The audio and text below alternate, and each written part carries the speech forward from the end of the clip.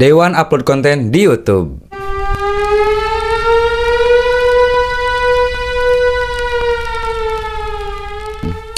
Halo teman-teman, perkenalkan nama saya Aliza, teman damkarmu, bukan ahli, tidak jago, hanya senang bercerita tentang dunia pemadam kebakaran.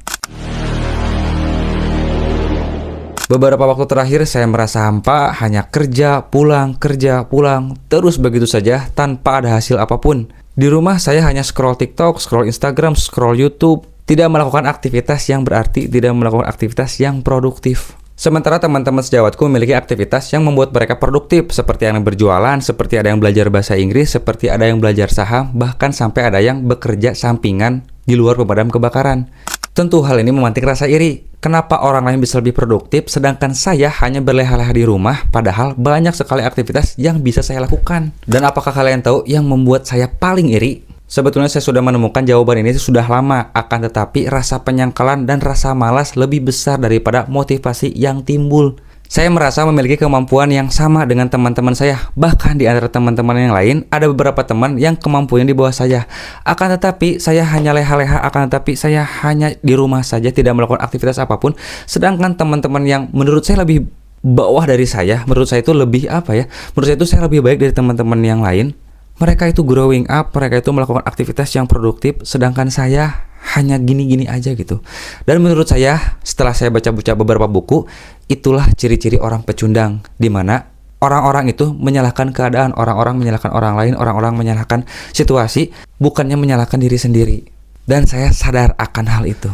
Untungnya saya menyadari akan hal negatif yang ada di saya ini, untungnya saya menyadari bahwa diri saya ini hanya menyalahkan keadaan, hanya menyalahkan orang lain, bukan menyalahkan diri sendiri, bukannya introspeksi.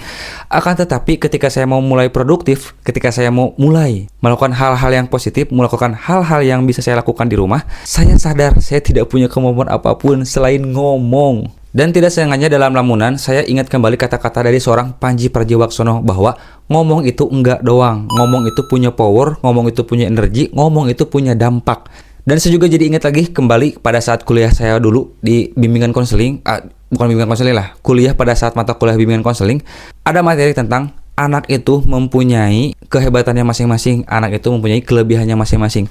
Mungkin saya juga kelebihannya ada di ngomong. Dan saya juga ingat kembali ketika saya kuliah, ada mata kuliah bimbingan konseling di mana ada suatu teori yang menyatakan bahwa anak itu memiliki kelebihan dan kecerdasannya masing-masing. Nah, mungkin saya juga harus menemukan kecerdasan saya. Kecerdasan saya itu apakah di motorik, kecerdasan saya itu apakah di mana, dan mungkin kecerdasan saya ada di ngomong. Mungkin kelebihan saya itu hanya ngomong, dan mungkin kedepannya saya akan memaksimalkan kelebihan ngomong saya ini.